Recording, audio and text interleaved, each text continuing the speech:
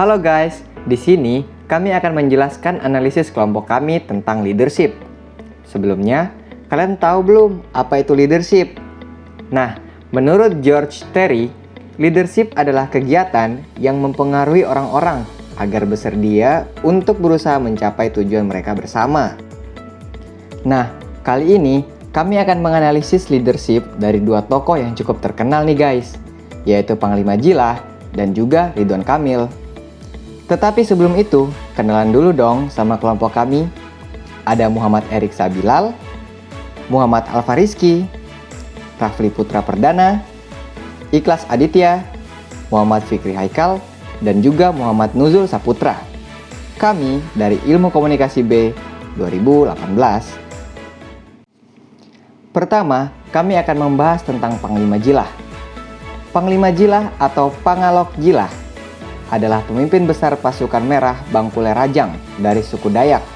Ia berasal dari Kabupaten Mempawah, Kalimantan Barat, Indonesia. Ia juga dikenal sebagai tokoh yang peduli terhadap adat, budaya, serta permasalahan yang terjadi di tanah Kalimantan.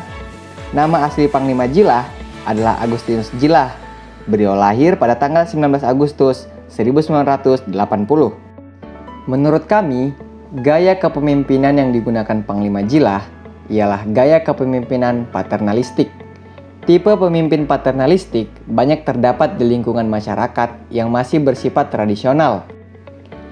Selain gaya kepemimpinan paternalistik, menurut kami, Panglima Jilah juga termasuk pemimpin yang menggunakan gaya kepemimpinan karismatik.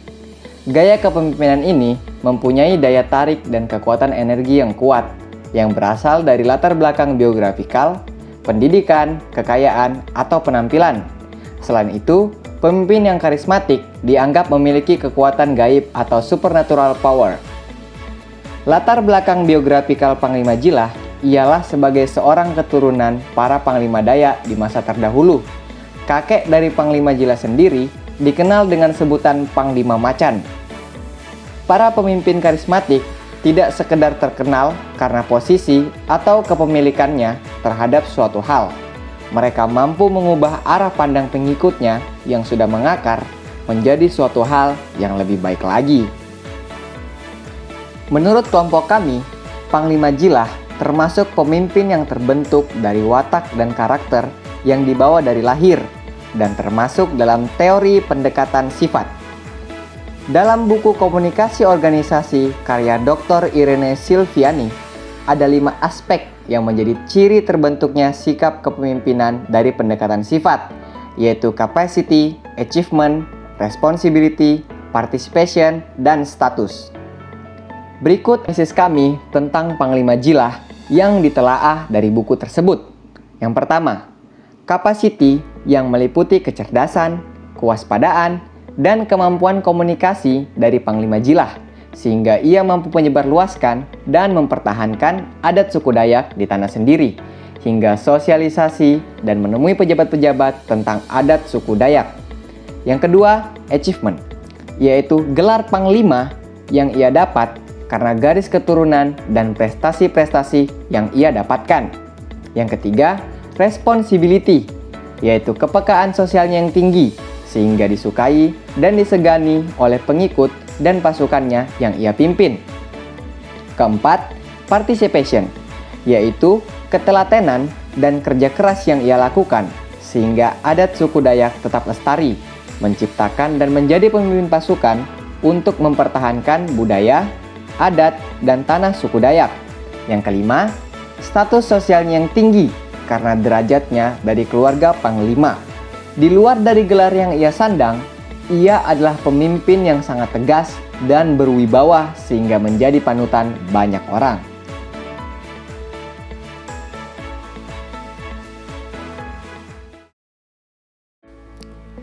Siapa yang tidak kenal dengan sosok Ridwan Kamil? Gubernur asal Jawa Barat ini merupakan sosok pemimpin yang diidam-idamkan seluruh masyarakat. Walaupun sudah memasuki usia 49 tahun, ia memiliki penampilan yang trendy seperti anak muda zaman sekarang.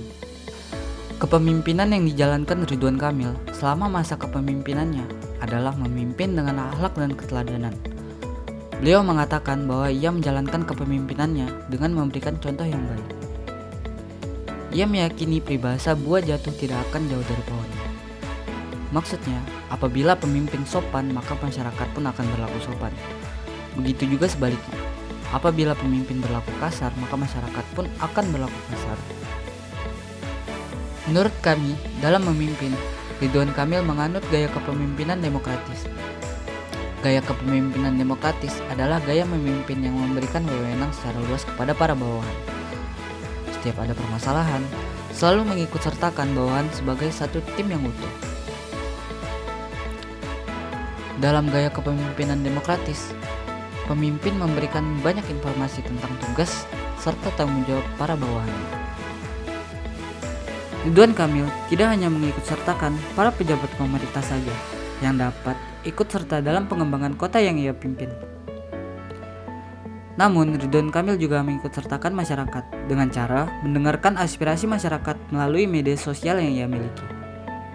Tidaklah aneh mengapa Ridwan Kamil disebut sebagai pemimpin kreatif era milenial, karena keaktifannya dalam media sosial seperti Twitter, Instagram, dan lain-lain yang membuat ia mendapat julukan seperti itu. Dalam media sosialnya, Ridwan Kamil sangat tampak akrab dengan masyarakat sekitar, sopan, ramah, dan santun.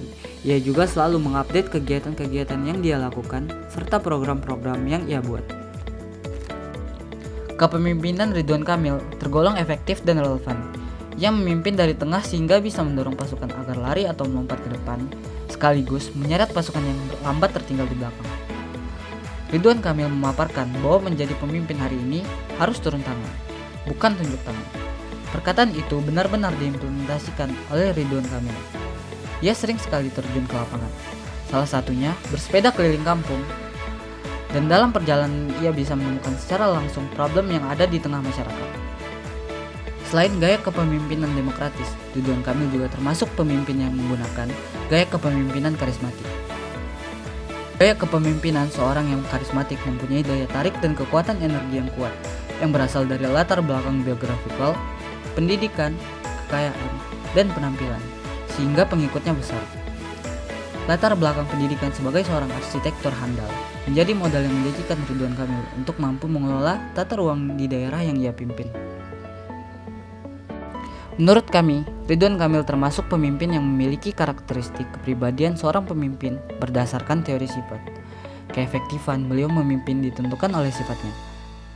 Ciri kepribadian yang bukan saya bersumber dari bakat, tapi dari pengalaman dan hasil belajarnya. Menurut Jalk, dalam Hersey dan Blanchard 1998, karakteristik pemimpin sukses terdiri dari beberapa poin, yaitu cerdas, terampil secara konseptual, kreatif, diplomatif dan taktis, lancar berbicara, memiliki pengetahuan tentang tugas kelompok, persuasif, memiliki keterampilan sosial.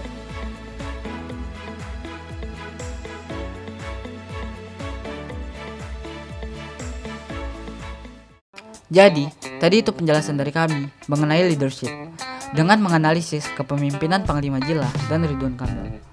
Kedua pemimpin tersebut memiliki gaya kepemimpinan yang berbeda, namun memiliki satu tujuan yang sama, yaitu untuk memajukan daerahnya masing-masing. Besar harapan dari kami agar teman-teman menanamkan jiwa kepemimpinan sejak dini, agar kelak mampu menjadi pemimpin yang amanah dan dicintai oleh banyak orang. Sekian penjelasan dari kami, sampai jumpa dan terima kasih.